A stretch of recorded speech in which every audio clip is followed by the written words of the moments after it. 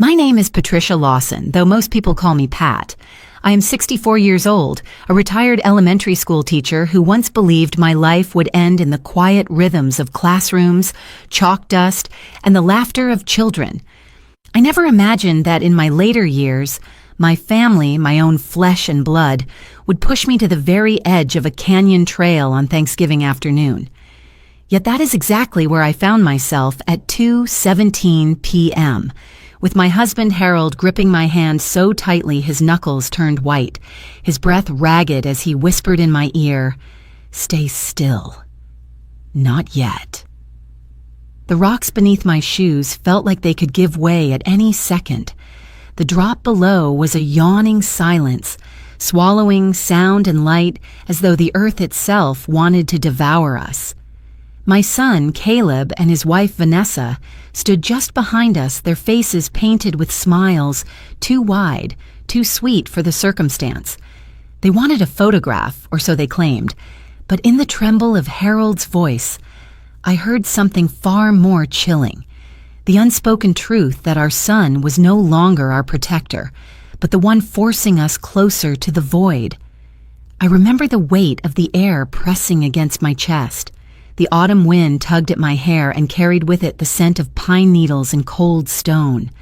For a fleeting second, I thought of Andrew, my firstborn, who had died in a canyon not unlike this one 25 years earlier. Back then, I clung to the explanation of an accident, because it was the only way I could survive the grief. But standing at the cliff's edge, Harold's whisper still echoing in my ear, I began to understand that what I had accepted as fate was something much darker, a truth I had been too afraid to face. My eyes caught Caleb's for the briefest moment. They were calm, almost rehearsed, as if this was not the first time he had stood in this role, the orchestrator of quiet ruin. And Vanessa, with her polished hair and flawless smile, had a gleam in her eyes that froze me more than the cold air ever could. It was the kind of look that told me we were not standing there by accident. In those seconds, I thought of my grandchildren, Ethan and Clara, still too young to understand the fractures running through our family. I thought of the kitchen table Harold had built with his hands when our boys were small, the same table where we had shared countless meals, birthdays, and the occasional quarrel. That table had always been solid, a symbol of what held us together, and yet here we were, about to be broken apart forever, not by time but by betrayal. The canyon did not roar, it did not threaten, it waited, patient and hungry. I felt Harold squeeze my hand again, grounding me, reminding me that this moment was not the end, not yet. I let out a slow breath, tasted the metallic fear on my tongue, and forced myself to remain still. Because sometimes survival is not in the scream or the struggle. It is in the silence, in the decision to wait one more heartbeat before everything changes. You might think this is where my story ends, but it is only where the veil begins to tear. That afternoon on the cliff was not just about survival. It was about secrets Harold had carried for 25 years, secrets that would turn my understanding of family upside down. As soon as Caleb and Vanessa walked back a few steps, believing they had already won, Harold leaned toward me and with trembling lips revealed a truth darker than their betrayal. That moment split our lives in two, the world we thought we lived in, and the one we would uncover piece by piece. If you are still with me, you might already feel the same question that haunted me that day. How could a son, a boy I once cradled in my arms, lead us to the edge with steady hands and an empty heart? That is the journey I want to share with you. And if you stay until the end, perhaps you will understand not only what happened to us, but also why silence can be both a prison and a key. Before we walk further into this story, let me take a moment. Stories like this are never just mine. They belong to anyone who has felt betrayal claw its way into their family, anyone who has stood in silence when the ground shook beneath them. If you've ever carried wounds that no one else could see, this space is for you. Stay with me, listen closely, and if this story touches something within you, I invite you to walk alongside me. There is more to come, and I promise it will matter. When I close my eyes and force myself away from that cliff, I see a different time, a time when life felt steady, predictable, and full of small joys that I believed would never fade. Our home sat on the outskirts of a Wyoming town, a modest wooden house Harold and I had chosen together when we were young. It wasn't grand, but it carried the warmth of our work and our love. The kitchen walls smelled faintly of cedar from Harold's carpentry projects, and my own touch showed in the shelves of worn children's books that I refused to let go of, even after retirement. That house was more than lumber and nails. It was the stage where we raised our boys. I was a teacher for more than 30 years. My days used to be filled with chalk lines on blackboards, the sound of laughter in hallways, and little notes from children who believed I was their second mother. Harold worked as a carpenter, a man who could turn a raw plank into something lasting, something you could trust to hold the weight of life. At the end of each day, I would come home to the smell of sawdust on his shirt and supper on the table. Our life was not wealthy in money, but it was rich in rhythm and meaning. Andrew, our firstborn, was gentle from the very beginning. He had Harold's patience and a light in his eyes that softened every room he walked into. Even as a boy, he was the one who would stay behind after supper to help me with the dishes, or sit with his father in the workshop listening as Harold explained how to measure twice and cut once. He dreamed of becoming an engineer, of building bridges that could connect people across impossible distances. Caleb, our youngest, came into the world with fire in his veins. He was quick, sharp, and restless. While Andrew would spend hours sanding a piece of wood smooth, Caleb would run out into the fields, chasing anything that moved. He was bright, too bright sometimes, and always wanted more. More praise, more attention, more recognition. When Andrew won an award at school, Caleb's smile faltered even as he clapped. I noticed it, though I tried to brush it aside. Sibling rivalry, I told myself. Nothing more. Back then, I believed we had struck a balance. Andrew's calm steadied Caleb's storm, and Caleb's energy kept Andrew from disappearing into his books. They were two halves of a whole, I thought. Two boys who would grow into men who loved each other as fiercely as Harold and I loved them. Sundays were my favorite. We would gather at the wooden table Harold had built with his own hands. Andrew would bow his head, grateful for the meal, while Caleb teased him, trying to make him laugh before Grace was finished. I can still hear their voices rising and falling, one melodic, one insistent, both filling the room with life. We would eat cornbread and stew, the fire crackling nearby, and I remember thinking, this is it. This is what people mean when they talk about happiness. Of course, no family is without its cracks. Harold worked long hours, and sometimes his silence filled the spaces between us. I had my worries, too, about bills, about the future, about the little things Caleb said when he thought no one was listening. But those cracks seemed small compared to the whole.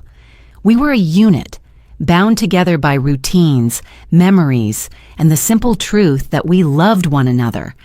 Andrew, even as a teenager, carried responsibility like a second skin.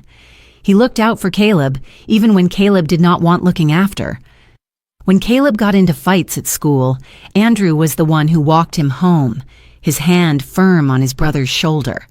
When Harold and I argued, Andrew was the one who would come sit beside me, his quiet presence a balm. There was a goodness in him that I thought would never be shaken. Caleb, for all his rough edges, had moments of tenderness too. He would carve little wooden figures when Harold wasn't looking, then leave them on my desk without a word. He loved fiercely, even if clumsily, and for every moment of jealousy, there were moments where he clung to Andrew like a lifeline. Looking back now, it is easy to see the seeds of what would come. the rivalry that never truly healed, the way Caleb's eyes lingered on what Andrew had, the silence Harold carried when he thought I wasn't watching. But in those days, I chose not to see it. I chose instead to hold on to the image of our family gathered in the living room, Andrew reading aloud from a book while Caleb sprawled across the rug pretending not to listen but hanging on every word. If I had known what lay ahead, the loss, the betrayal, the silence that would choke our family, I would have held tighter to those moments. I would have taken more photographs, written more things down, memorized every sound of my boys' laughter. Because once you lose it, you spend the rest of your life chasing it in echoes. The truth is, the family I thought we were died long before that afternoon on the canyon trail. It died in small pieces, splintering quietly until all that was left was the illusion of what had been. But for a while, we really did have it. A house filled with love, 2 boys who were my world, and a husband whose steady hands promised me we would always be safe. And maybe that is why the betrayal cuts so deep. Because to lose something, you first have to know what it feels like to have it. And we had it once. The memory of Andrew's death lives in me like a scar beneath the skin, tender to the touch even after 25 years. It was the spring of his senior year, a season when life should have been filled with possibility, with dreams too large for a small Wyoming town. He was 18, preparing to leave for college, and his acceptance letter to the University of Colorado sat neatly pinned to the refrigerator door. I remember the way he touched it every morning, almost reverently, as though afraid it might disappear if he didn't keep reminding himself it was real. The day he died began like any other. The air was sharp but warming, the snow receding from the mountainsides, leaving trails damp and dark with melting ice. Harold had spent the morning in his workshop, sanding the legs of a table he intended as a gift for Andrew's dorm room. I had been grading papers at the kitchen table, though my eyes often drifted toward the window where Andrew and Caleb stood by the truck, arguing in the driveway. It wasn't unusual. They were brothers, after all, and their arguments flared as often as they subsided. Still, something about their body language unsettled me. Andrew's arms folded tight, Caleb's fists clenching and unclenching at his sides. By afternoon, they had driven off together, saying they were headed for the canyon trail. Andrew wanted to take photographs, he explained, to capture the wild beauty before leaving for college. Caleb shrugged, trailing behind him, and I remember thinking how proud I was of Andrew for including his younger brother in what should have been his moment alone. That was who Andrew was, generous, forgiving, unwilling to leave anyone out. But when only Caleb returned hours later, his shirt stained with dust, his face blank in a way that chilled me to the marrow, I felt the ground tilt beneath me. It was an accident, he said flatly. Andrew slipped. He fell. The world stopped. I could hear the clock ticking on the wall, the soft creak of Harold's boots as he rushed out the door, the sound of my own heartbeat, thundering in my ears. I wanted to believe him. I had to believe him. The alternative was unbearable. We rushed to the canyon, the sheriff's truck already parked near the trailhead. The air was colder there, sharper, as though it had swallowed the warmth of the day along with my son.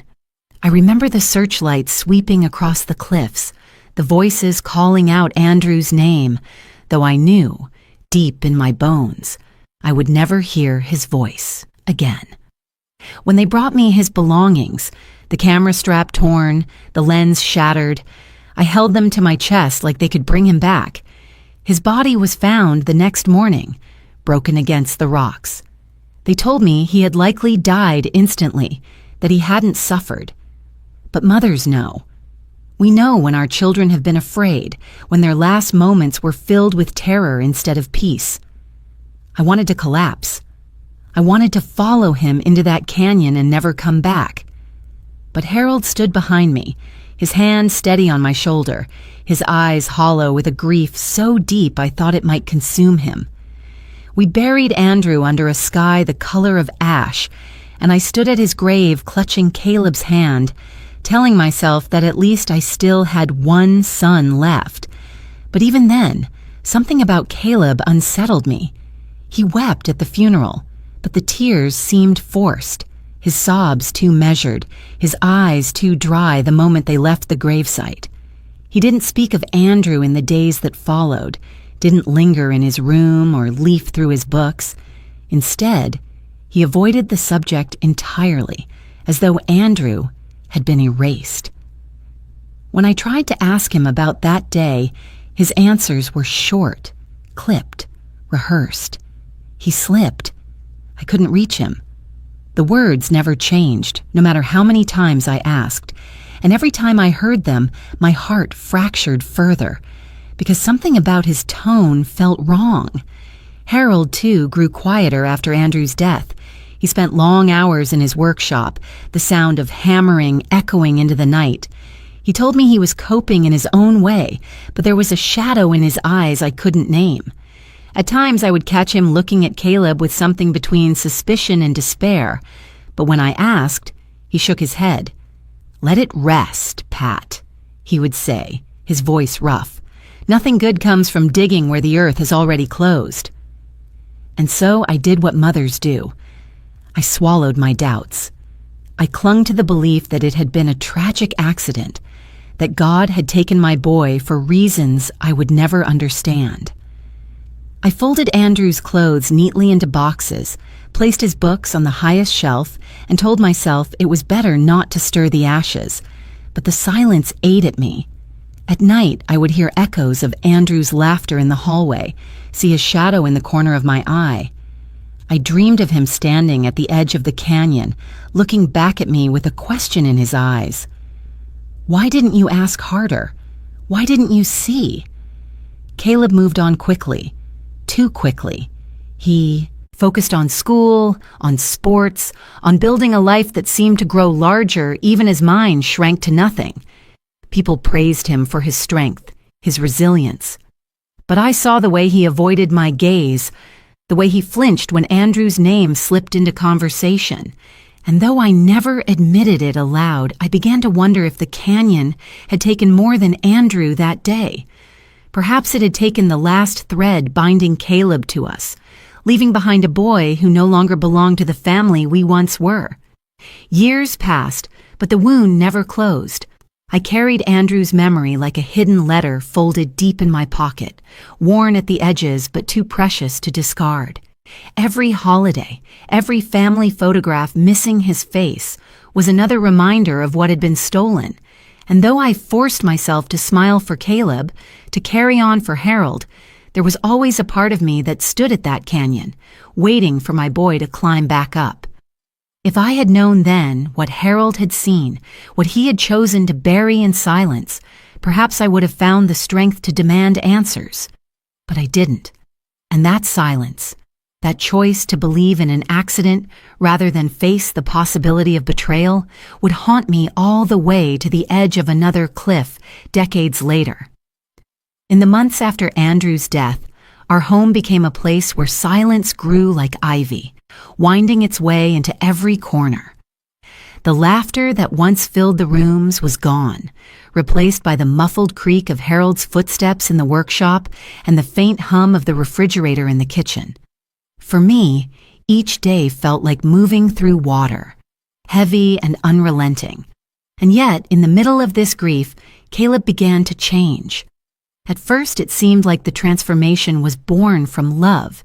He rose earlier in the mornings, offering to make coffee before Harold left for the lumberyard. He stayed home more often, asking if I needed help with errands or chores. He took Andrew's place at the table, not sitting in his chair but filling the emptiness with his presence, always watching me carefully, as if measuring whether his words brought comfort. Neighbors praised him for being strong, for stepping up when life demanded too much of us. "Pat," they would say, "you're lucky to have such a devoted son." And I would smile politely because what else could I do? I wanted to believe them. I needed to believe them. Caleb spoke softly then, his voice stripped of its old sharpness. He offered to drive me to church on Sundays, folding his hands dutifully during the hymns. He asked Harold about his carpentry, standing by the workbench as though eager to learn, though I noticed his eyes rarely stayed on the wood. Still, the gesture mattered. It gave Harold something to focus on other than his own haunted silence. But beneath the surface of these gestures, I felt a tremor. There were moments when Caleb's mask slipped, when a shadow passed across his face as he thought no one was watching. He would stare at Andrew's old photographs for too long, not with grief, but with something harder, something almost resentful. He would tap his fingers restlessly on the wooden table during supper, his smile just a beat too late, his laugh pitched too carefully. One evening, I found him in the workshop alone. He stood over Harold's half-finished table, running his hand along the grain as though testing its strength. When he noticed me, he pulled his hand back quickly and said, "Dad's really good at this. I should probably learn." The words were gentle, but his eyes flickered, and for a second I thought I saw something brittle behind them. Harold, for his part, seemed conflicted. He allowed Caleb to hover, to help with small tasks, but I often caught him studying his son in the quiet way he once studied wood for flaws. Sometimes, late at night, I would hear Harold shifting restlessly in bed, sighing heavily into the dark. When I asked, he said only, "He's trying, Pat." Maybe this is how he's healing, and I wanted so desperately to believe that. There were glimpses of tenderness that almost convinced me. One Sunday afternoon, Caleb sat with me in the living room as I hemmed a curtain. He reached over and held my hand suddenly, surprising me. "I know how much you miss him," he said softly, "but you still have me." I remember the warmth of his hand, the way my heart ached at his words. It felt like a promise, though deep inside I wondered if it was also a plea. As the years passed, this new version of Caleb became the face he showed the world. To family friends, to our neighbors, to the congregation at church, he was the dutiful son who had sacrificed his youth to care for his grieving parents. They saw his visits, his phone calls, his careful way of walking me to the car. They did not see the moments of stillness when his smile didn't reach his eyes, or the way he deflected every mention of Andrew with a quick change of subject. I told myself that grief changes people, that perhaps this was his way of building a life after tragedy. But in the deepest parts of me, I felt something else. A chill that whispered this mask was not about healing. It was about covering something that would not bear the light. And yet I clung to the mask as much as he did, because it was easier to believe in a son who had grown into compassion than to acknowledge the nagging doubts that threatened to fracture me all over again. It was easier to sit at Harold's table, to eat supper in the glow of the lamplight and pretend we were still a family, fragile but intact. Every family photograph after Andrew's death told the same story. There was Harold, solemn and steady. There was me, smiling faintly, my eyes tired but open. And there was Caleb, standing just a little too straight, his arm draped around my shoulder as though claiming the place Andrew had once held. At first, I told myself it was love. Over time, I began to wonder if it was possession. There is a peculiar cruelty in grief.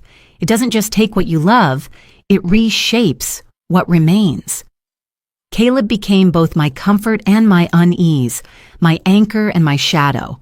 I leaned on him because I had no choice, because the boy I had lost left a silence too vast to face alone. And in doing so, I ignored the cracks forming beneath the mask he wore so well. Looking back, I see now that every act of kindness carried the weight of calculation, every gesture carefully placed like wood in a frame he was building, not for me, not for Harold, but for himself. He was shaping a future where we would depend on him completely, where his mask would not just protect him, but serve as a doorway to something darker. In those years, I mistook that mask for healing. I mistook it for love. And by the time I realized what it truly was, the damage had already been done. Caleb was in his late 20s when he introduced us to Vanessa. It was during a Sunday dinner, the kind where Harold had roasted chicken, and I had set the table with Andrew's old favorite dishes, even though he wasn't there to eat them.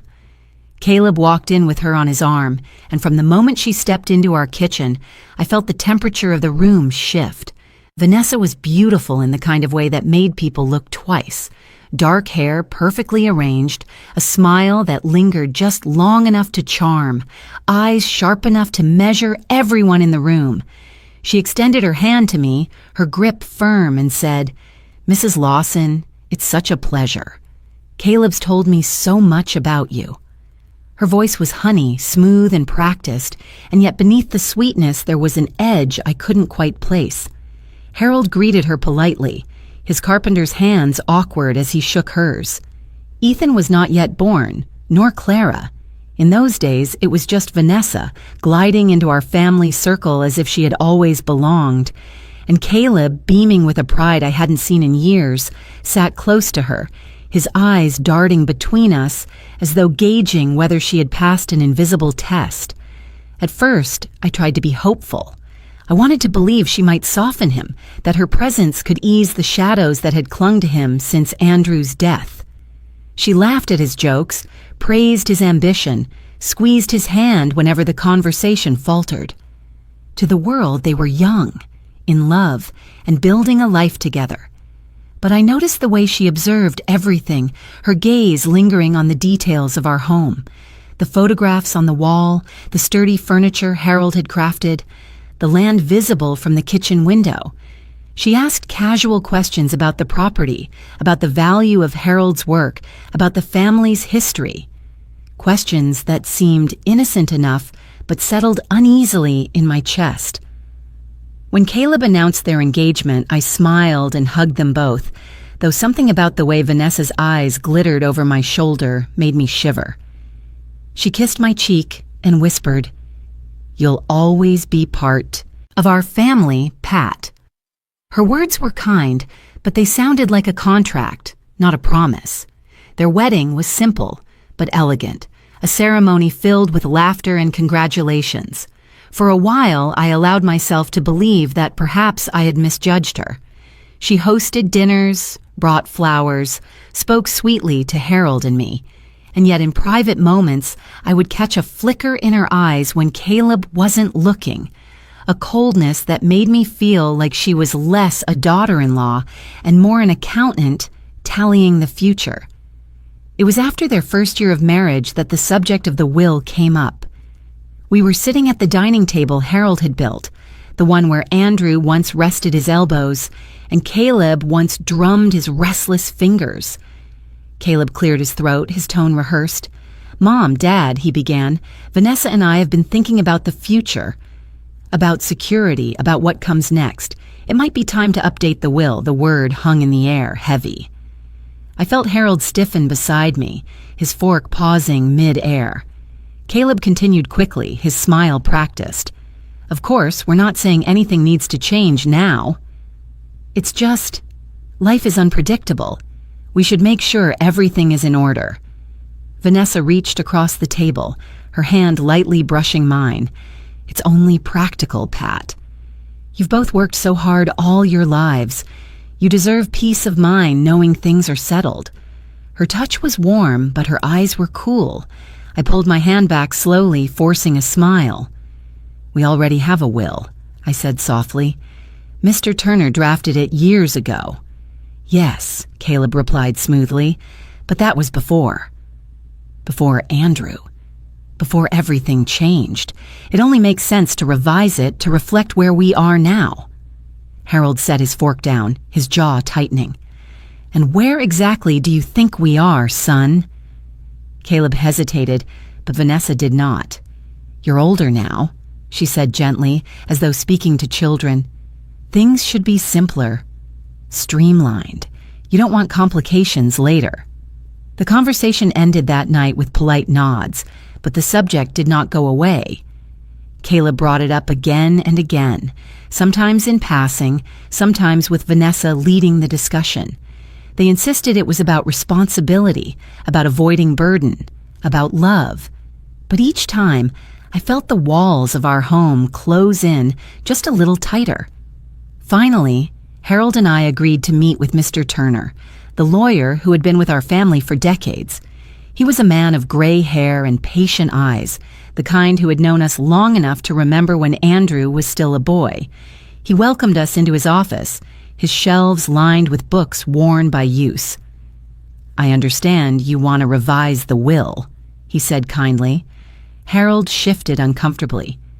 "It's not what we want exactly." "It's what Caleb keeps pressing for Mr. Turner," nodded, his pen tapping lightly against his notebook. "Families often revisit these things as circumstances change. The important part is that it reflects your wishes, not anyone else's."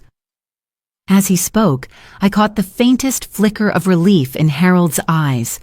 But Caleb leaned forward eagerly, Vanessa beside him, her posture straight and commanding. "We just want to be sure there's clarity," Caleb said. "No confusion later." Mr. Turner looked at him, then back at us. "And what do you want, Pat?" he asked gently.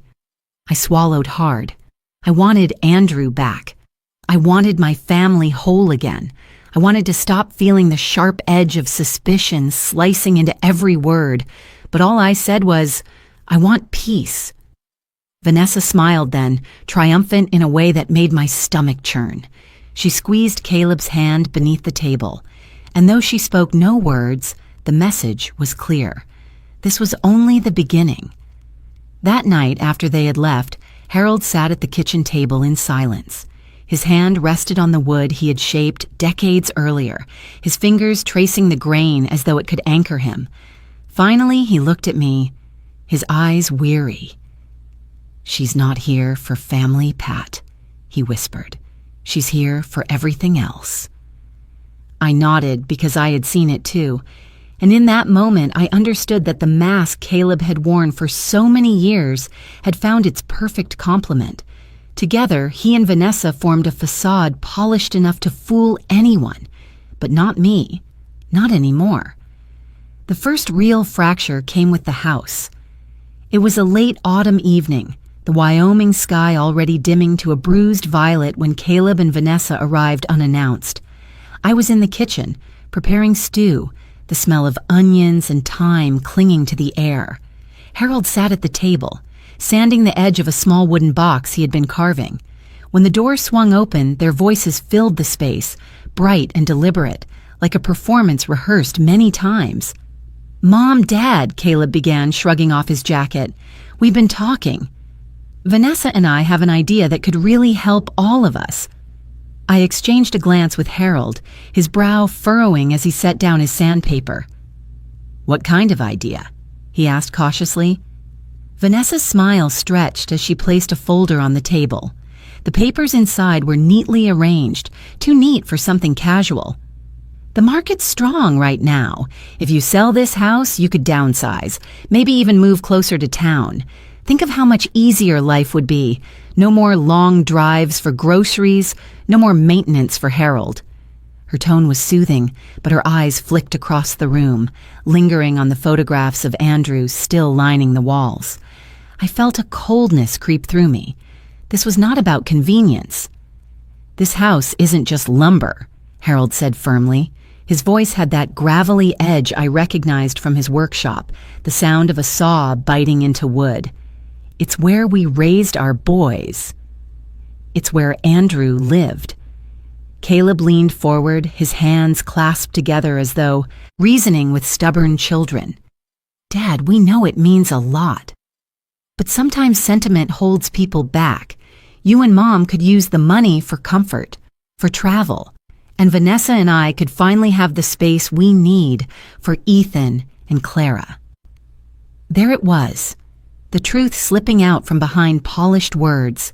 The house wasn't simply to be sold, it was to become theirs. I felt my chest tighten, as if the walls themselves were listening, bracing against being claimed. I tried to steady my voice. "This house is not a burden. It's our life.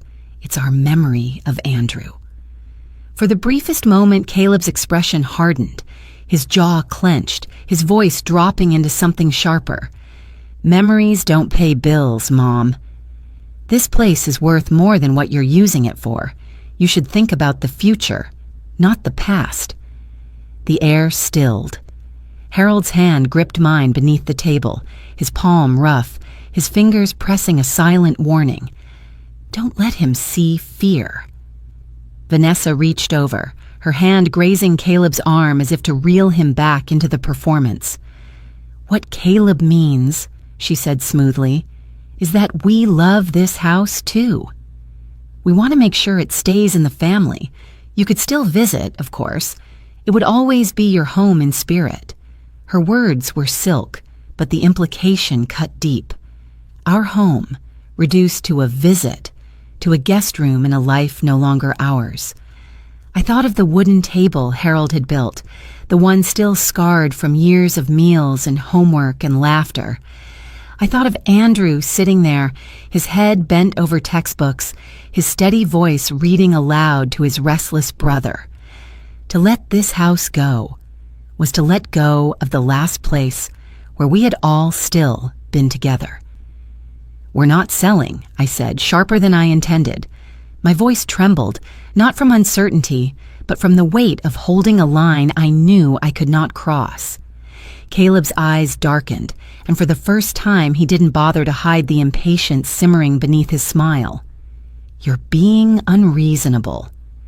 This is an opportunity, and you're just clinging to the past. Harold straightened in his chair, his tone steady and final. The answer is no, son. This house isn't for sale. Not now, not ever. The silence that followed was thick. Vanessa closed the folder with deliberate calm, her lips pressed into a thin line. Caleb leaned back, exhaling through his nose, like a man restraining himself from saying what he really thought. When they finally left, the stew on the stove had gone cold. Harold and I sat in silence, listening to the sound of their car pulling away, the gravel crunching under the tires like a warning. That night, as I lay awake, I realized something had shifted irrevocably. The mask Caleb had worn for years, dutiful, caring, attentive, had cracked. For the first time, I had heard the steel in his voice, seen the calculation in his eyes. He was no longer pretending only for us. He was starting to believe his own performance, convincing himself that what belonged to us should rightfully belong to him. I pressed my face into the pillow, staring at the shadowed ceiling, and whispered Andrew's name like a prayer. Because the son I had left was no longer the boy I remembered. He was a man with an agenda, and our house, the heart of our family, had become his target. The morning after Caleb and Vanessa tried to press us about the house, I couldn't shake the heaviness in my chest. Harold had already gone out to the workshop, the rhythmic knock of his hammer echoing through the thin autumn air. I stood in the kitchen, staring at the phone on the wall, my fingers itching to reach for it. For years, I had carried my doubts silently, convincing myself that suspicion was disloyalty, that mothers were meant to forgive. But something about Caleb's voice the night before, sharp and cold, broke through the dam I had built inside me. I dialed Sophie's number before I could talk myself out of it. My sister answered on the third ring, her voice brisk but warm, as though she had been waiting for me. "Pat," she said, "I was just thinking of you." I swallowed hard, the lump in my throat almost choking me. "Sophie, I don't know what to do." "Caleb, he wants us to sell the house. He and Vanessa keep pushing." There was silence on the other end for a moment, then a long sigh. "I've been waiting for this call." Her words startled me. "What do you mean?" "Pat, I love you, but you've been blind when it comes to Caleb. Ever since Andrew died, you've looked at him like he's your only lifeline. But don't you remember what Andrew said before that day?" My hand tightened around the receiver. The memory of Andrew's smile, his calm eyes, came rushing back like a tide I had tried to hold at bay. "What are you talking about?" I whispered. Sophie's voice dropped low, steady. Andrew told me once, weeks before he died, that he was worried about Caleb. He said Caleb had gotten himself into trouble with money, that he was desperate. Andrew wanted to confront him, to make him stop before he did something reckless. Pat, he was afraid for Caleb, not himself. And then days later, Andrew was gone. The kitchen spun around me. I gripped the counter with my free hand, the old wood pressing into my palm. "Why didn't you tell me this before?" "I tried," she said gently, "but you wouldn't hear it. You were drowning in grief, and I didn't want to push you further under. I thought Harold might tell you one day. He always looked like he knew more than he let on." I turned to glance out the window, where Harold was bent over his bench, his shoulders hunched, his hands moving with methodical care. My heart sank. Was that what had haunted his silence all these years? "Sophie," I said, my voice shaking, "are you saying Caleb had something to do with Andrew's death?" She didn't answer right away, and the silence stretched so long I thought the line had gone dead. Finally, she said, "I'm saying that Andrew didn't trust him, that he feared what Caleb was becoming, and if Andrew was right, then maybe you should start asking questions you've avoided for too long." I pressed my forehead against the cool glass of the window, my breath fogging it. I wanted to protest, to defend my son, to say that Caleb was flawed but not dangerous. Yet the image of his eyes at the dinner table, calculating, impatient, lingered in my mind. "What if I'm too late?" I whispered. "It's never too late to see the truth," Sophie said firmly, "but you need to be careful. Don't confront him outright. Watch, listen, and Pat, protect yourself. Protect Harold. Tears slipped down my cheeks silently. I hadn't cried in years, not since Andrew's funeral, but now they came hot and fast, as though Sophie's words had unlocked something I'd hidden even from myself. "I don't want to believe this," I said. "He's my son." "He's still your son," Sophie said softly, "but that doesn't mean he isn't capable of hurting you. You've always believed love could fix anything, but sometimes love blinds us. You need to open your eyes, Pat. Andrew tried to warn us. Don't let his voice go unheard again." We spoke a while longer, but her words hung over me long after the call ended. I stood in the kitchen, staring at the old family photo that still sat on the counter. Andrew's smile glowed in it, his arm draped protectively over a younger Caleb. At the time, I had thought it was a symbol of brotherly love. Now I wondered if Andrew had been holding him back, keeping him from something darker. I walked outside to where Harold worked, the sun catching in his thinning hair. He looked up when I approached, his eyes narrowing at the sight of my tear-streaked face. "What is it?"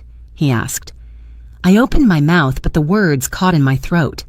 How could I tell him that Sophie had voiced aloud what I had always feared but never dared to speak? How could I place that weight on both of us without proof? So instead, I just shook my head. "Nothing," I murmured, "just tired."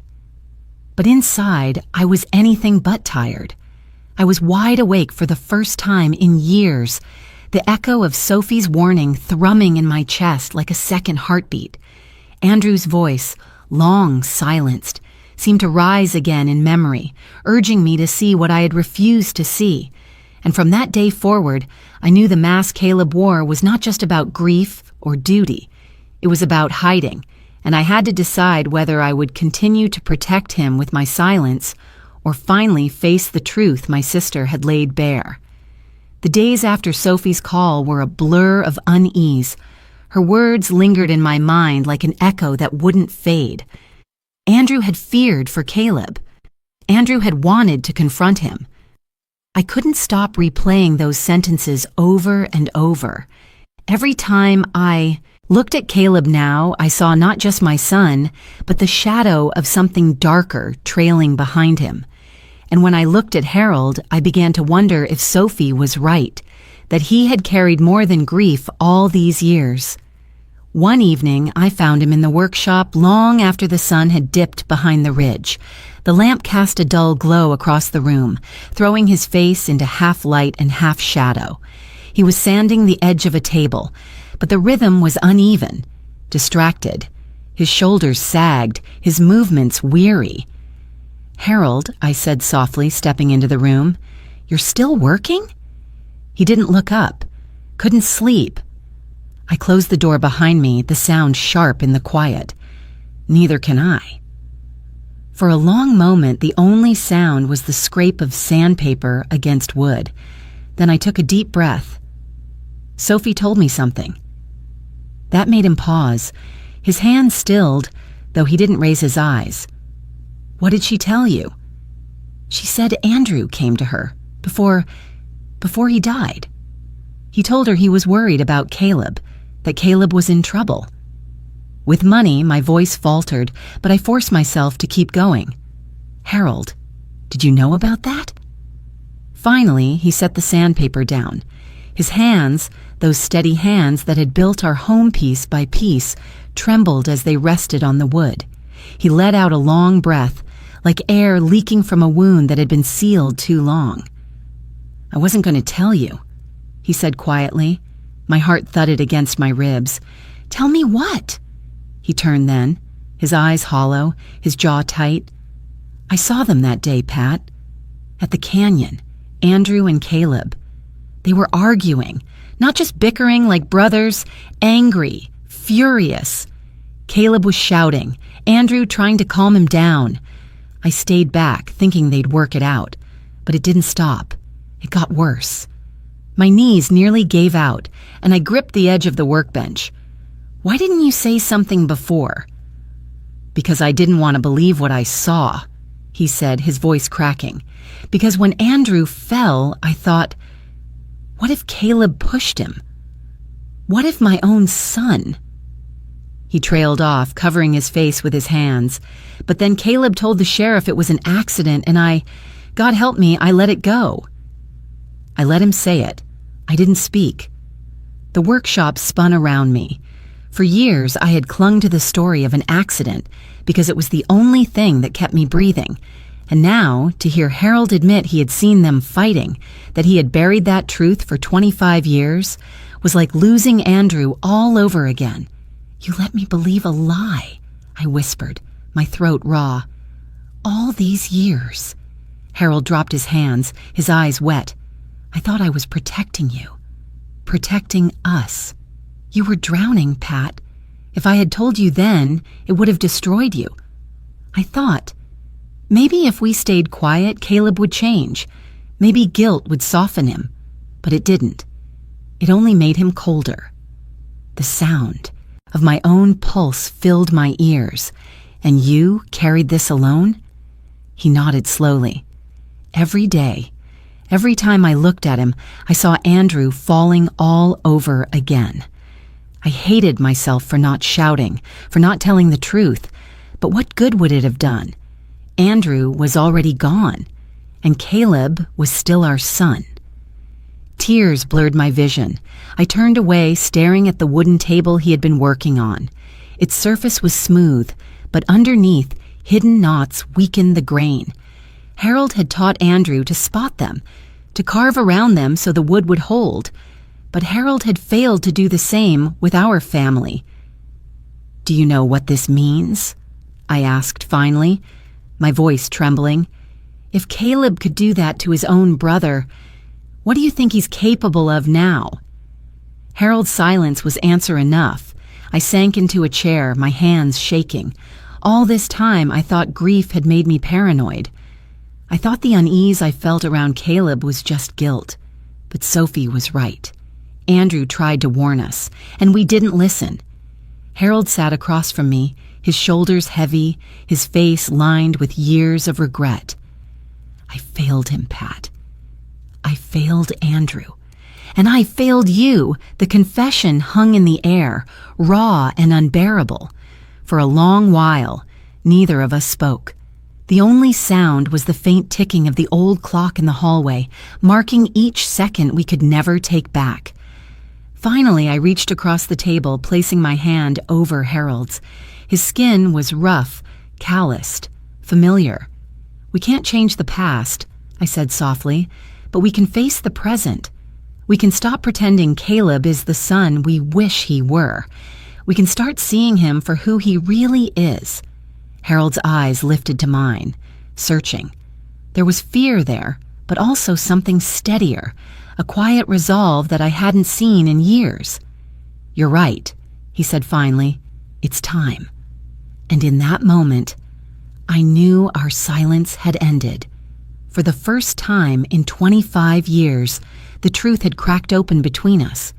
Not the whole truth, perhaps, but enough to shatter the fragile mask we had built around Caleb, enough to change everything that came next.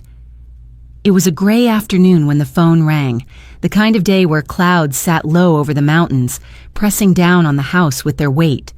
I was folding laundry in the living room, the old family photo of Andrew and Caleb staring back at me from the mantel, when the shrill ring startled me. I wiped my hands on a towel and lifted the receiver. "Mrs. Lawson?" a man's voice asked. "Yes, this is she." "This is Mr. Patel from First State Bank."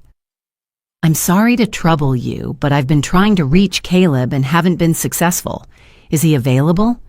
Something in his tone made my stomach clench. "No, he doesn't live here." "What is this concerning?" There was a pause, the kind that tells you the person on the other end is debating whether to speak. "I probably shouldn't say much," he admitted.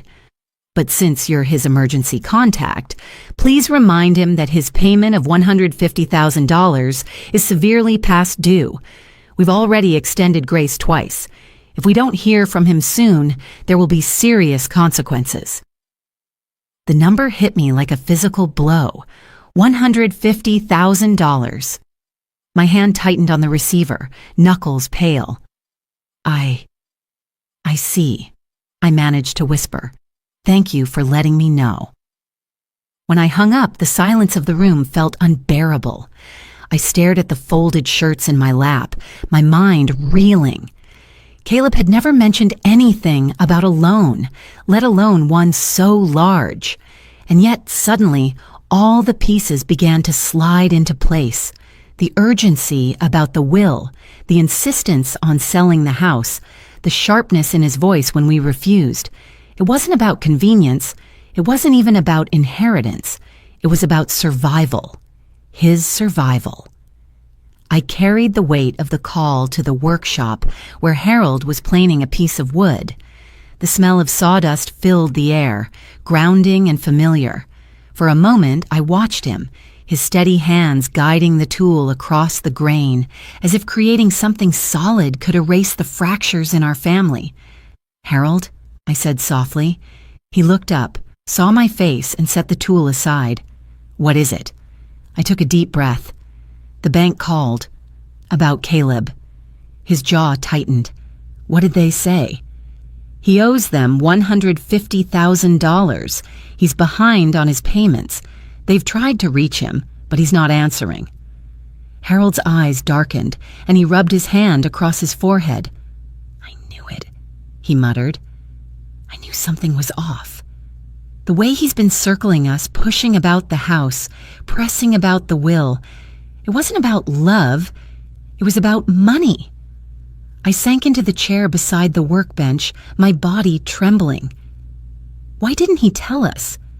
Why didn't he just ask for help? "Because asking would mean admitting weakness," Harold said bitterly, "and Caleb's never been able to stand feeling less than Andrew." The mention of Andrew's name stung like a blade. I pictured my eldest son, the way he had steadied Caleb, the way he had tried to protect him, and I remembered Sophie's words. Andrew had wanted to confront him about money troubles. My throat tightened as the pieces clicked into place. Caleb's desperation wasn't new. It had been there 25 years ago, and Andrew had seen it. I pressed my palms to my face, trying to steady myself. "Harold, what if Andrew's death wasn't just about anger? What if it was about this, about money?" Harold was silent, but his eyes told me everything. He had thought the same thing. maybe for years. We can't ignore this anymore, I said firmly, lowering my hands. If Caleb is desperate enough to hide this from us, desperate enough to circle our house like a vulture, what else might he do? Harold leaned against the workbench, his hands gripping the edge. I thought I could carry this secret alone. I thought by keeping quiet about what I saw that day at the canyon, I was protecting you. But I see now, silence only made him bolder. My heart pounded. So what do we do? For a moment, Harold didn't answer. He looked at the wood shavings on the floor, at the table half-built behind him, at the life he had crafted with his hands. Then he met my eyes, and there was no hesitation in his voice. We prepare, Pat. We stop pretending Caleb is the boy we raised, and we make sure whatever he's planning next, we're not caught off guard. That night, I couldn't sleep. I lay awake beside Harold, the words of Mr. Patel circling in my head. $150,000. Debt so heavy it could drown a man. I thought of Caleb's calm eyes at Andrew's funeral, the way he had never looked back at the canyon. I thought of Vanessa's smile, sharp and unyielding, and I realized that our son's troubles were no longer just his own. They were about to swallow us whole. I rose quietly and walked into the living room where the moonlight cast long shadows across the photographs on the wall. Andrew's face stared back at me, forever young, forever kind. I whispered into the darkness, "I'm sorry, my boy." I should have seen sooner. I should have asked harder questions. The house creaked in the wind, the walls holding secrets I had been too afraid to face. But now, with the bank's call still ringing in my ears, I knew the truth could no longer be buried. Caleb's debt was not just financial. It was moral, spiritual, a weight that had begun long before Andrew fell. And if we didn't act, that weight would drag us down with him. The phone rang just after supper, when Harold and I were clearing the table. The night was calm, the kind of evening where routine usually brought comfort.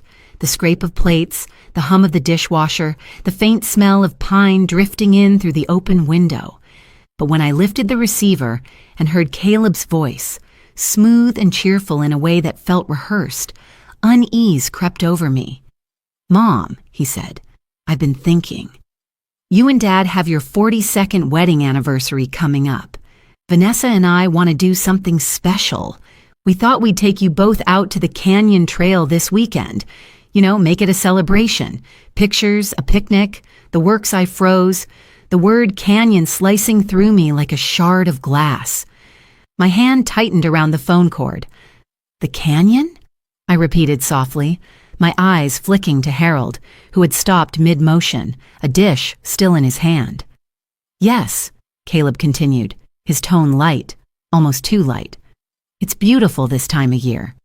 The leaves are changing, the air's crisp, perfect for a family outing. And besides, you two deserve it. You've sacrificed so much for us. Let us treat you." On the surface, it sounded generous, thoughtful even. But underneath, I heard something else. The insistence, the control in the way he framed it as a gift we couldn't refuse. "Caleb," I said carefully, "your father and I aren't much for big outings anymore. You know that." There was a pause, then a soft chuckle. "Mom, don't be stubborn. It's just a few hours. We'll handle everything. Vanessa's already packing baskets. Think of it as a way to make new memories." New memories. The word sent a chill through me. My old memories of the canyon were haunted enough. The place where Andrew had died, the place where Harold's silence had begun. To return there now, under Caleb's insistence, felt like walking into a storm I had seen forming on the horizon for years. "I'll talk with your father," I murmured, trying to buy time. "Good," Caleb replied briskly. "We'll pick you up at noon Saturday." Don't worry about a thing. When I hung up, the silence between Harold and me was deafening. He set the dish down slowly, his jaw clenched tight. "The canyon," he muttered. "Of all places." I sat down heavily, my hands trembling. "Harold, it's not just a celebration. He wants something from us. Maybe the house, maybe the will, or maybe—" I couldn't finish the sentence. Harold's eyes met mine, dark and unflinching. "I don't think this is about asking anymore. I think it's about forcing a cold weight settled in my stomach. What do we do?" He was silent for a long moment, then he walked to the drawer near his workbench and pulled out a small black recorder. He set it on the table between us. "I bought this a week ago. Thought it might come to this. If Caleb says anything that proves what he's planning, we'll have it. No more silence, Pat. No more burying the truth." I stared at the recorder, the gravity of it sinking in. It felt strange, preparing to protect ourselves from our own son. But after the bank's call, after Sophie's warning, after Harold's confession, I knew we had no other choice. That night, I wrote a letter to Sophie. I didn't explain everything, just enough so she would know if something happened, where to look, who to question. My handwriting trembled on the page, but the act of writing steadied me. I folded it carefully and tucked it inside an envelope, leaving it in my nightstand drawer. In bed, Harold lay awake beside me, his breathing uneven. "I'll carry the recorder," he whispered. "Don't react, no matter what Caleb says. Just stay calm. Let him reveal himself." I nodded, though fear pressed against my chest like a weight I couldn't lift. "What if it's too late, Harold?" He turned toward me, his face etched with lines deeper than the years alone could explain. "It's only too late if we stay silent again." Sleep didn't come easily. When I did drift off, I dreamed of Andrew standing at the canyon edge, his face calm but his voice urgent. "Don't let him take more from you, Mom," he said. "Don't let silence be the weapon again." I woke before dawn, the dream still echoing in my ears. As the first light filtered through the curtains, I looked over at Harold. He was already awake, his hand resting on the recorder. Our eyes met and no words were needed. We both knew Saturday would not be a celebration. It would be a reckoning. The days leading up to Saturday stretched long and heavy, like hours stitched together with thread too thin to hold. I moved through them quietly, doing the small tasks of life, folding laundry, watering plants, preparing meals. But every motion carried a weight I couldn't set down. The letter I had written to Sophie remained hidden in my nightstand, its presence like a heartbeat in the dark. I touched it each night, reminding myself that if something happened, at least one person outside this house would know where the trail began. Harold carried the recorder with him constantly, almost obsessively. He would slip it in and out of his pocket, checking the battery, testing the small red light. I watched him polish the wood of the box he'd been carving for weeks, his hands steady but his eyes clouded. Once I asked him what he was thinking, and he only said, "I'm thinking about what silence cost us before." I didn't press him. I knew the answer because I was thinking the same. Inside me, two voices warred. One told me to keep the peace, to nod and smile, to accept Caleb's invitation with grace. Families survive by forgiveness, I reminded myself, by looking past flaws and clinging to love. But the other voice, the one I had buried for decades, rose louder each day. It whispered that forgiveness without truth is not love at all, but surrender. I found myself staring at Andrew's photograph more often, the one where he sat on the porch steps with a book in his lap, sunlight catching in his hair. His smile was calm, gentle, untroubled. I would whisper to the glass, "What would you want me to do? Would you want me to fight? Or would you want me to keep this family from tearing apart completely?" And though the photograph offered no reply, in the silence I felt his absence pressing an answer on me. He had tried to warn us. He had spoken, and we hadn't listened. To remain quiet now would be to betray him twice. One evening, as I set supper on the table, Caleb's name lit up my phone. I let it ring until the machine picked up, his voice cheerful and insistent as he reminded us of the celebration. When the message ended, Harold looked at me across the table. "Do you want to back out?" he asked. I shook my head slowly. "If we back out, he'll find another way. At least this way we'll be ready." He nodded, though unease shadowed his eyes. We ate in near silence, the scrape of forks loud against the plates. Each bite tasted of dread. That night, long after Harold had drifted into a shallow sleep, I sat at the desk in our bedroom, staring at a blank sheet of paper. My hand shook as I began another letter, this one to Ethan and Clara. I didn't know if they would ever read it, but I needed to leave something for them, something to remind them that their grandparents had loved them without condition. I wrote about summers in the yard, about Harold teaching Andrew to build birdhouses, about the sweetness of cornbread cooling on the windowsill. I wrote that love was not meant to be sharp or manipulative, that they deserved better than the examples set before them. When I folded the letter, tears blurred my vision. I tucked it beside the first one, and in that act I felt a strange calm. I had prepared for the worst. I had broken the silence that had bound me for so long, if only on paper. The next morning, Sophie called. Her voice was brisk as always, but beneath it I heard concern. "Pat, I keep thinking about what we talked about. Please, if you feel unsafe, cancel.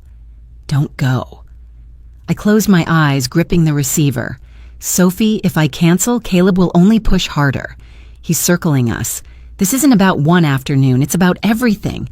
I need to see this through." She sighed heavily. "Then promise me you'll be careful." "I promise," I whispered, though the words felt fragile. After we hung up, I found Harold in the yard, fixing the latch on the gate. His movements were deliberate, his face set. I walked to him and placed my hand on his arm. "We're not going to be silent anymore," I said. He turned, his eyes meeting mine.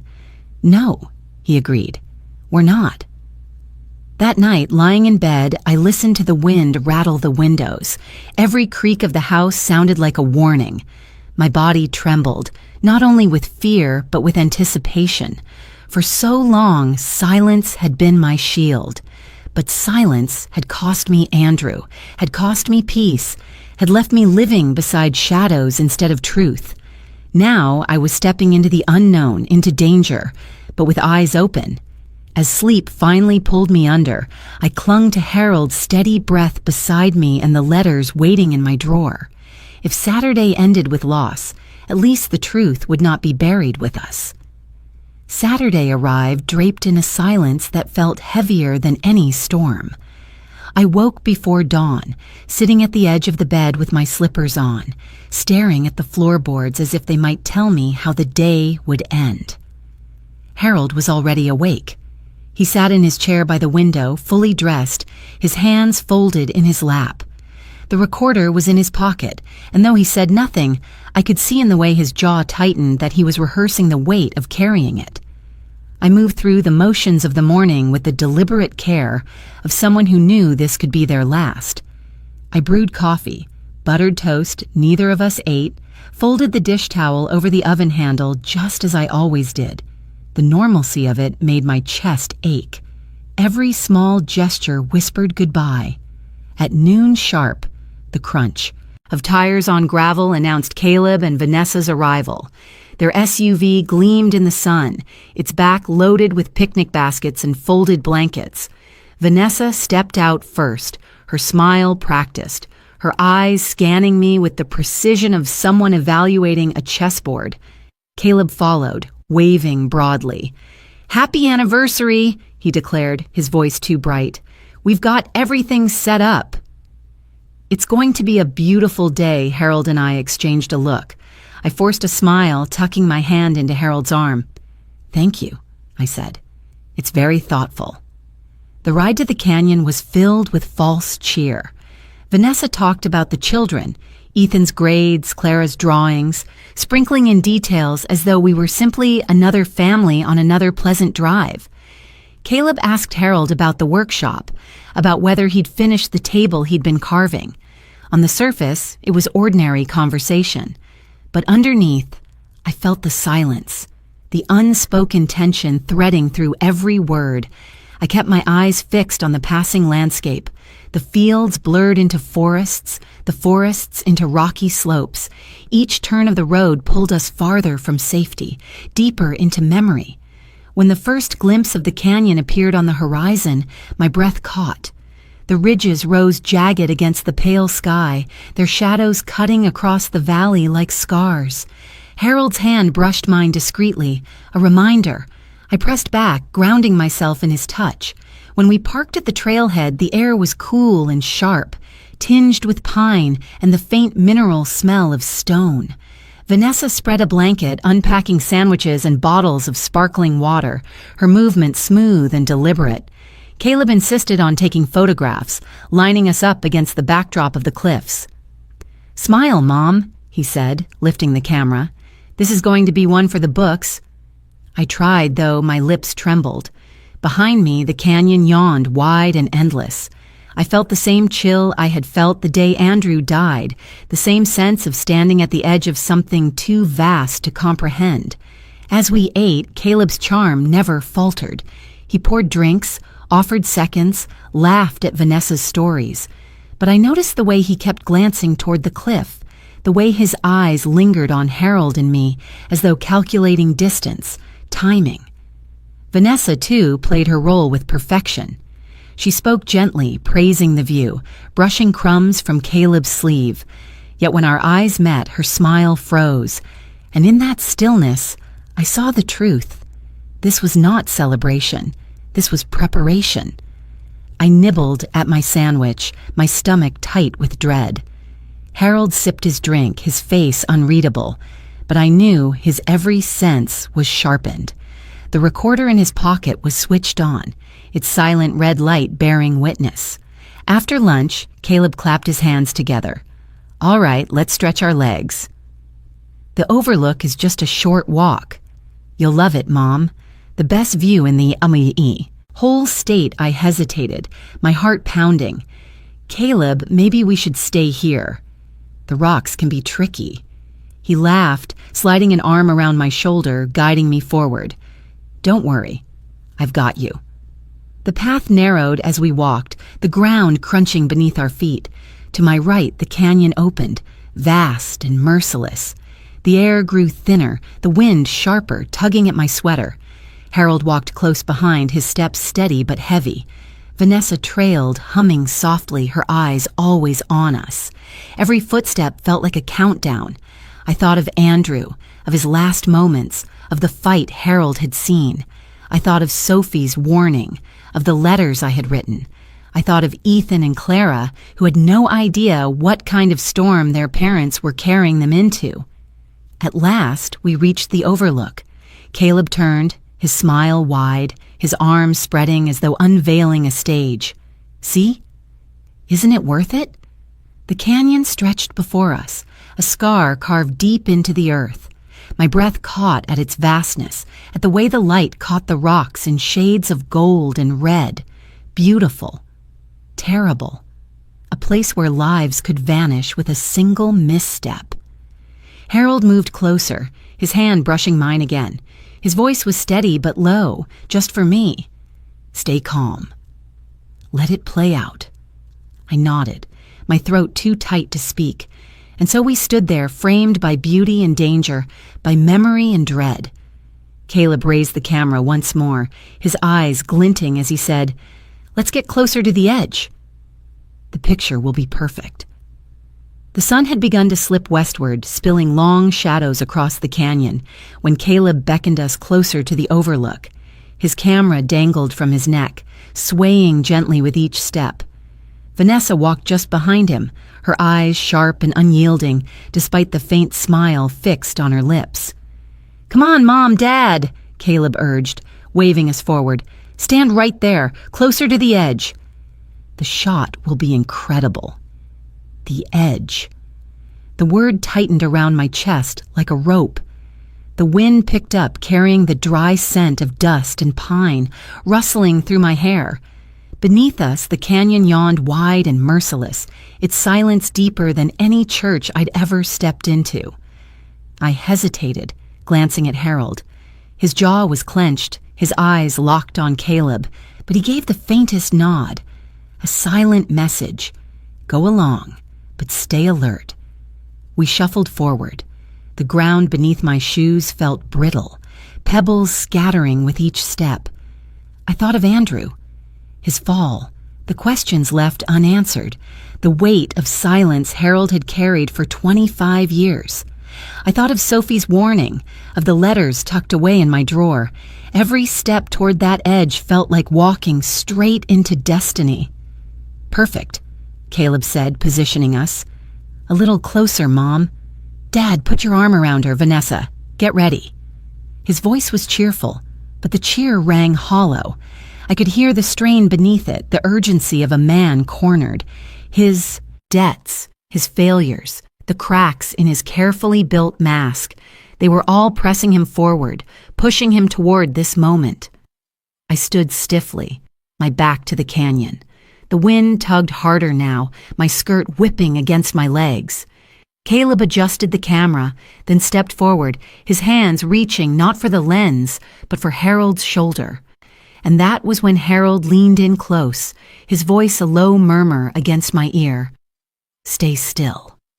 Not yet. The words sent a shiver down my spine. They were more than a warning. They were a command, a plea for patience in the face of terror. Caleb's hand pressed harder against Harold's back. I felt the shift of weight, the subtle forward push.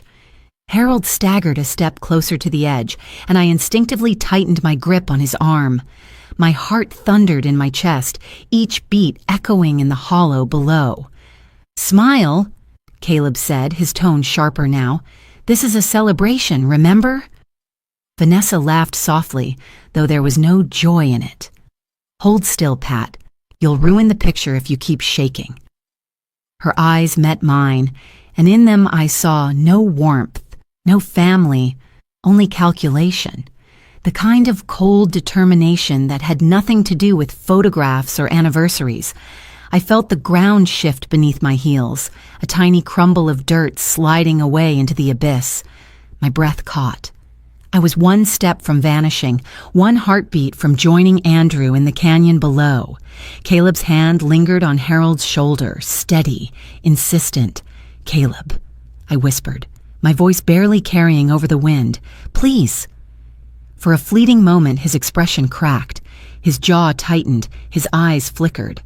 I saw the boy he once was, the child who had carved small wooden figures and left them on my desk without a word. But then it was gone, replaced by the man driven by debt, envy, and desperation. Closer, he ordered. Just one more step. Harold's grip on my hand tightened painfully, anchoring me. His voice, rough and steady, whispered again. Not yet. The tension in the air was unbearable, stretched to its breaking point. My pulse hammered in my ears, drowning out everything else. Caleb's hand pressed forward and I braced myself, every muscle rigid. For a moment, time fractured. The canyon below spinning, Andrew's face flashing in my memory, Sophie's warning ringing in my head. Then, just as suddenly, Caleb released his hand, stepping back with a broad grin. Perfect, he said as if nothing had happened. That's the shot. Harold exhaled slowly, his shoulders trembling beneath my hand. I forced a smile for the camera, though my lips felt carved from stone. Vanessa clicked the shutter, her eyes glinting with something that told me she knew exactly what had just transpired. We stepped back from the edge, my knees weak, my breath shallow. Caleb slung an arm around my shoulders, his laughter ringing hollow in the open air. See? I told you it would be worth it. But I knew what had almost happened, what would have happened if Harold hadn't anchored us, if his whisper hadn't held me steady. The canyon had nearly claimed us, just as it had claimed Andrew. And in Caleb's forced smile, in Vanessa's satisfied silence, I saw the truth clearer than ever. This was not the end. It was only the beginning. The path back from the overlook was narrow, the ground uneven beneath our feet. The sun had dropped lower, staining the canyon walls in shades of rust and gold, but to me the light felt harsh, exposing every shadow inside my son's face. Caleb walked just ahead, his camera swinging at his chest, his stride brisk. Vanessa followed closely, the picnic basket now empty, her eyes never leaving Harold and me, as though she feared we might slip from her grasp. My heart hadn't slowed since the moment at the edge. Harold's whisper still pulsed in my ear, a steady refrain. Stay still. Not yet. I clung to it like a lifeline, even as fear gnawed at me. The trail curved sharply, the cliff yawning once more to our right. Caleb stopped suddenly, turning toward us with a grin that didn't reach his eyes. Why don't we get just one more picture? The light is perfect here. Harold stiffened beside me, his fingers brushing mine, the recorder in his pocket pressing against my awareness. We already took plenty, he said evenly, but Caleb's grin widened. Come on, Dad. Just one more. For old time's sake, Vanessa's hand slipped into Caleb's, her touch light but commanding. Do it, she murmured, too quiet for anyone but us to hear. I felt the air thicken, the canyon pulling at us like a silent accomplice. My knees trembled as Caleb gestured for us to step forward again. Harold obeyed, his movements measured, guiding me with him.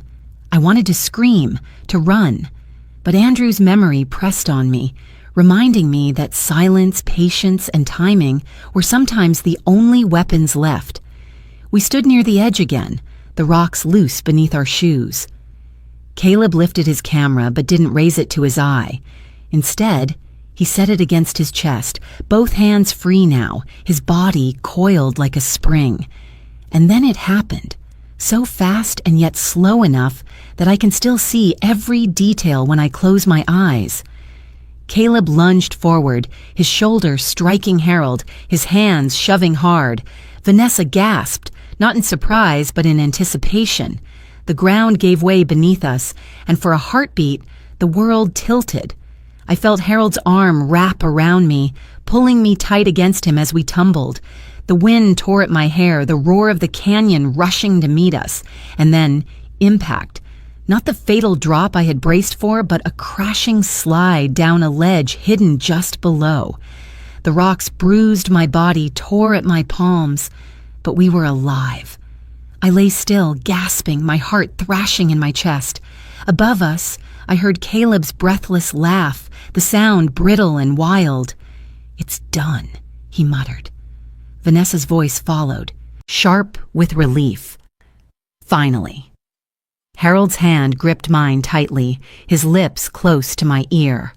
Don't move. Don't let them know, so we lay there, motionless as though broken. My cheek pressed against the cold stone, my eyes half closed. From where I was, I could hear every word carried by the canyon's echo. They'll call it an accident, Vanessa whispered. Two old people too close to the edge. No one will question it. Caleb exhaled heavily.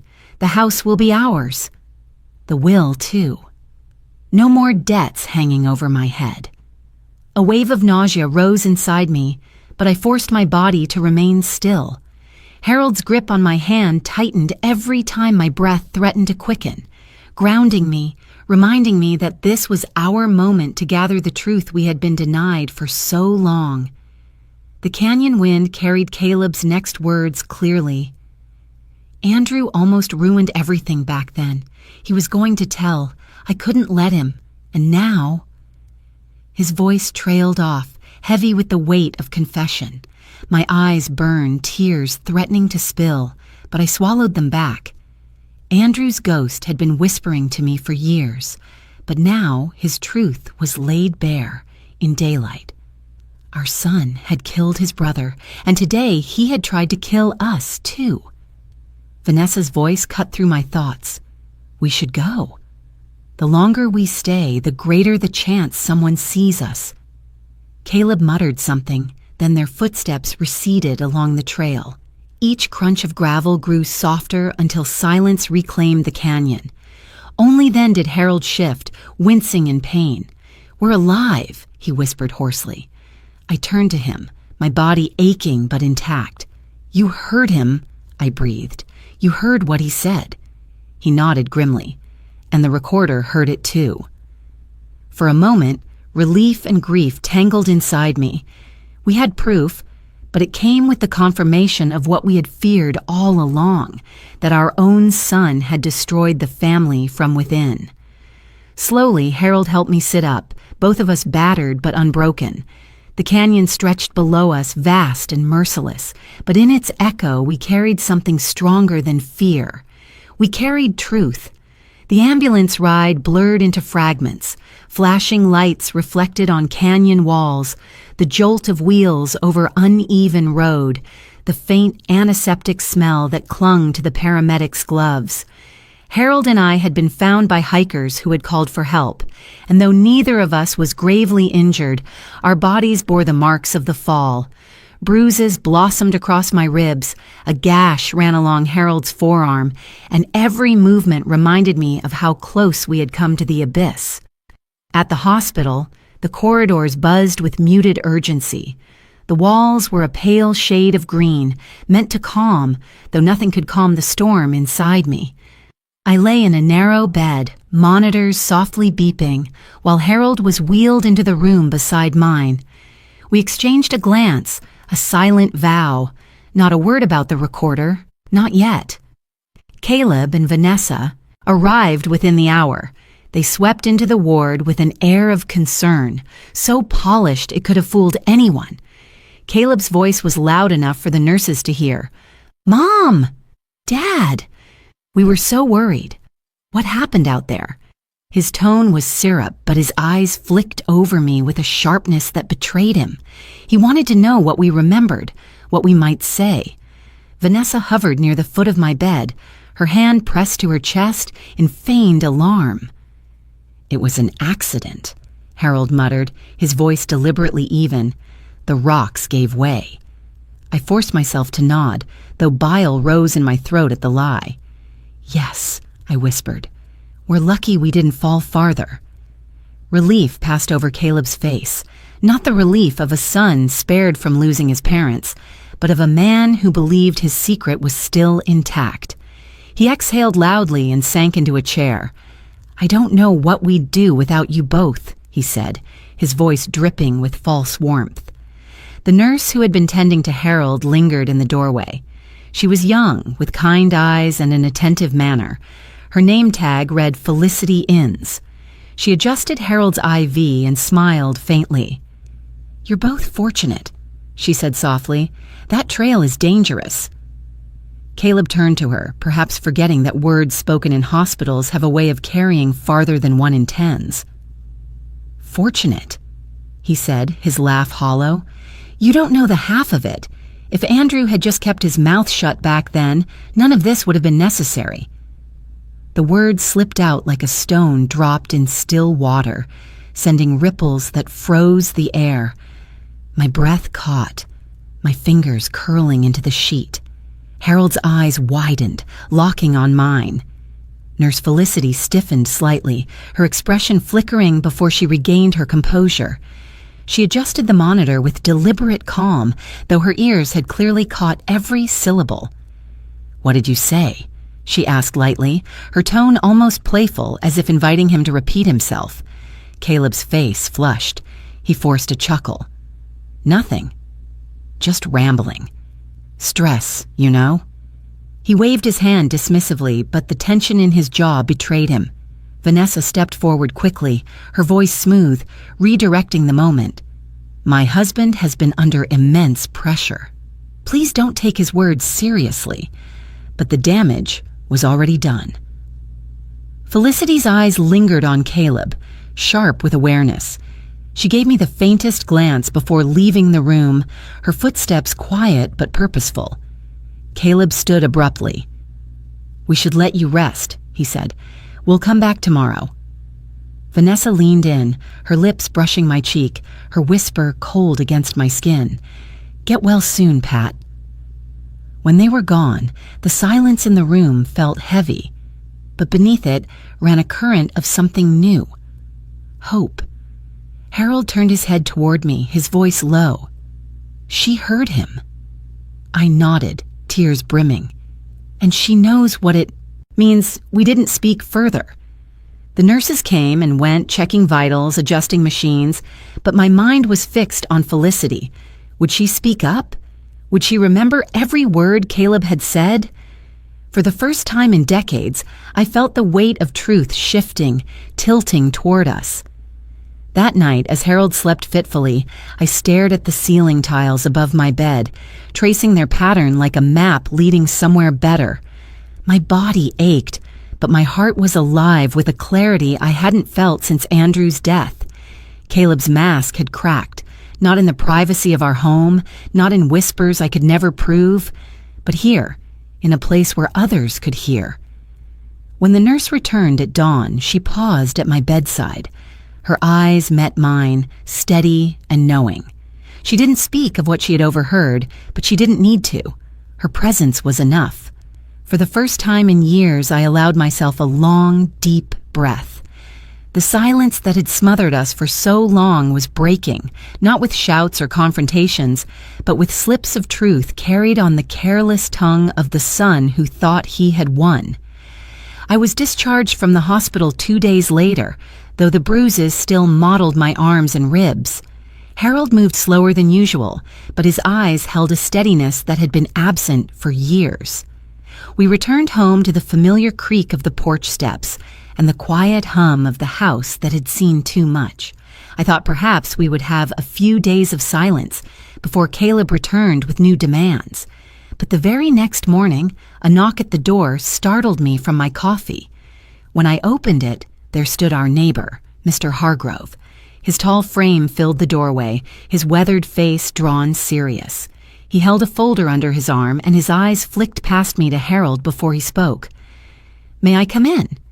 I led him to the kitchen table, the one Harold had built years ago, now scarred with use but still solid. Mr. Hargrove set the folder down with care, his voice low. "I don't mean to intrude, but I've noticed things. And after what happened at the canyon, I can't stay silent." Harold and I exchanged a look. "What do you mean?" I asked cautiously. He opened the folder, spreading out papers that smelled faintly of ink and dust. "I work part-time at the courthouse now, filing records. I came across these last month. Loan documents, signatures, Caleb's, and yours." He slid the papers across the table toward us. I frowned, scanning the page. My name stared back at me, written in my familiar script, except it wasn't. The loops were off, the pressure uneven, a forgery. "That's not my signature," I said, my voice tightening. Harold picked up another sheet, his jaw tightening. "And that's not mine." Mr. Hargrove nodded grimly. "I thought so. He forged your names to secure loans. Multiple times. The amounts are staggering. The bank's been patient, but not for much longer. If this comes to light officially, it's not just debt. It's fraud." My stomach turned. Caleb hadn't just been circling us with words. He had been stealing from us in ink, binding us to his desperation without our consent. "There's more," Mr. Hargrove continued. He pulled out a stack of overdue notices, each one harsher than the last. "He's drowning, Pat. The walls are closing in. I've seen men ruin themselves in debt before.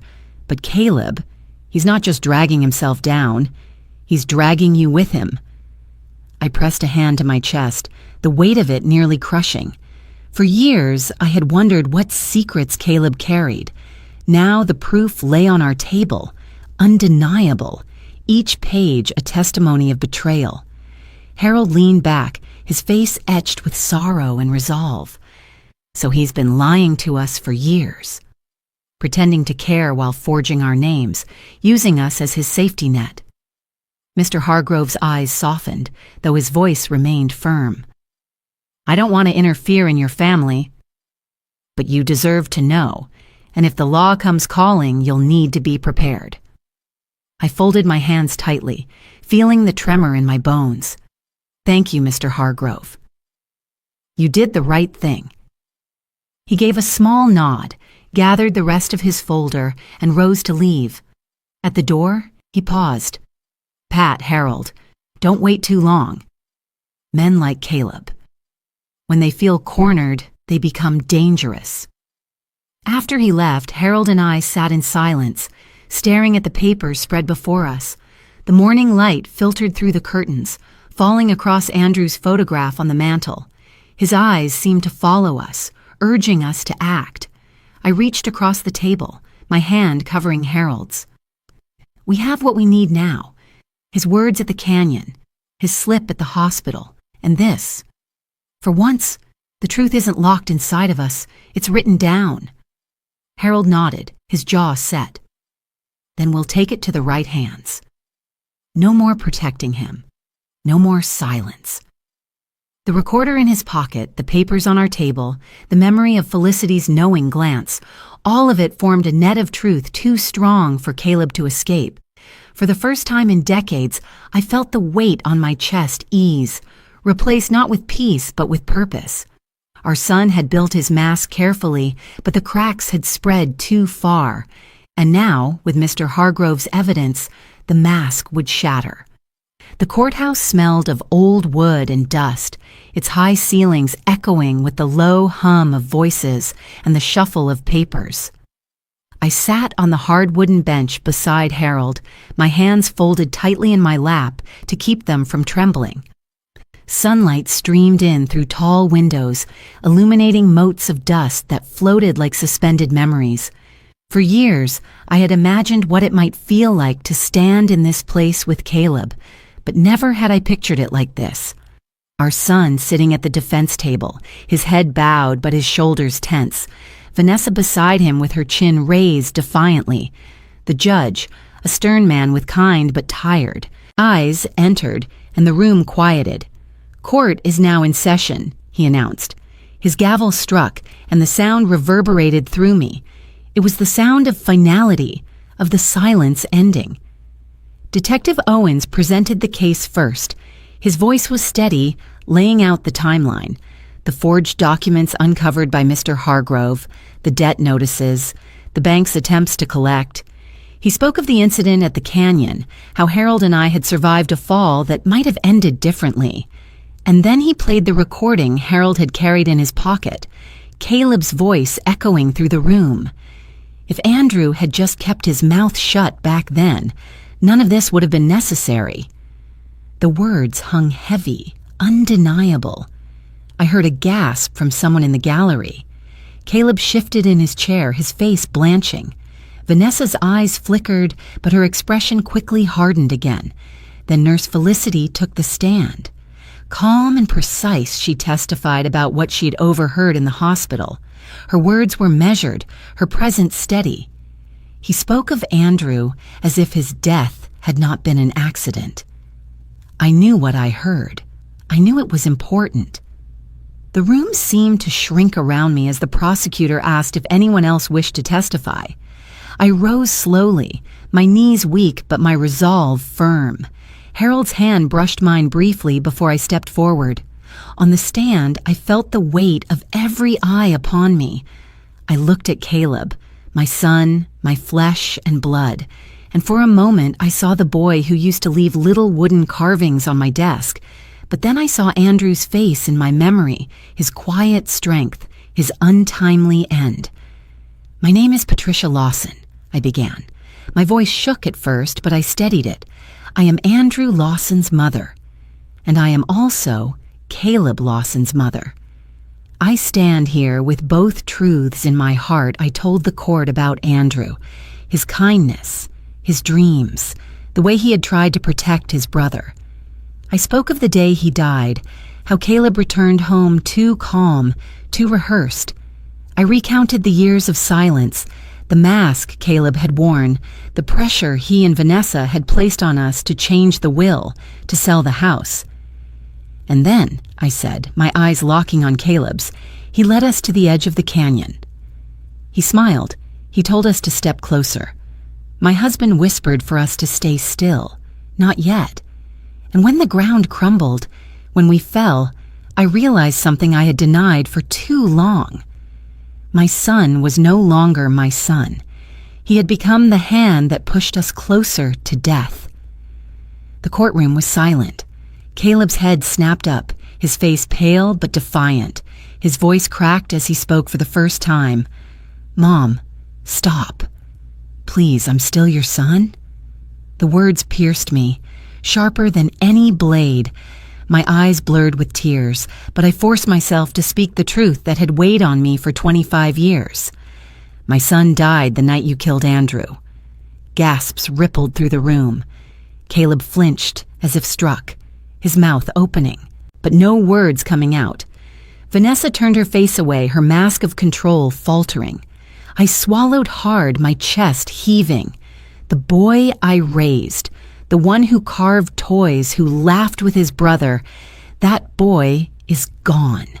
The man sitting before me is a stranger, and I will not protect him with my silence anymore. When I stepped down from the stand, Harold rose in my place. His testimony was brief but unflinching. He admitted what he had seen that day at the canyon with Andrew and Caleb. The fight, the rage, the silence he had carried all these years. His voice cracked with regret, but it carried the weight of truth. By the time both sides had finished, the evidence was overwhelming. The forged documents, the recorded confession, the witness testimony, it was all there, laid bare. The mask Caleb had built for so long had shattered piece by piece. When the judge finally spoke, his voice was steady, final. This court finds Caleb Lawson guilty of fraud and of attempted harm. Further investigation into the death of Andrew Lawson will proceed with full weight of the law. His gavel struck once more, and with it decades of silence ended. As bailiffs moved to escort Caleb and Vanessa away, he turned to me one last time, his eyes wild with desperation. "Mom," he pleaded, "I can change. Please, don't let them take me." But I did not move. My hands gripped the edge of the bench, my body trembling but my heart steady. "You made your choice long ago, Caleb," I whispered, though I wasn't sure if he heard. When the doors closed behind him, I exhaled a breath I had been holding for 25 years. Tears rolled down my cheeks, but they were not the tears of silence. They were the tears of truth finally spoken. Harold reached for my hand, his fingers warm and rough. We sat together in the quiet hum of the courtroom, surrounded by strangers yet not alone. For the first time since Andrew's death, justice had stepped into the room, and I knew we had done what needed to be done. The weeks after the trial passed like a slow unfurling, the tension that had gripped our home, loosening thread by thread. The house felt different now, not lighter exactly, but honest. The silence that had once suffocated us had shifted into a quiet where healing could begin. Ethan and Clara came to stay with us soon after. They arrived with small suitcases, their eyes wide and uncertain, as though they weren't sure if they were guests or something more. Ethan, at 12, tried to act older than he was, carrying his sister's bag and standing protectively beside her. Clara, only 9, clutched a stuffed rabbit, her cheeks pink with the effort of holding back tears. I knelt to their level, opening my arms. For a moment they hesitated, but then they both came to me, pressing their small bodies into my chest. I held them tightly, feeling their trembling slow against me. Harold stood behind us, resting a hand on Ethan's shoulder, his voice rough but gentle. "You're safe here. You'll always be safe here." Our days together became a rhythm. I packed lunches for school, braided Clara's hair, helped Ethan with his math homework at the kitchen table Harold had built long ago.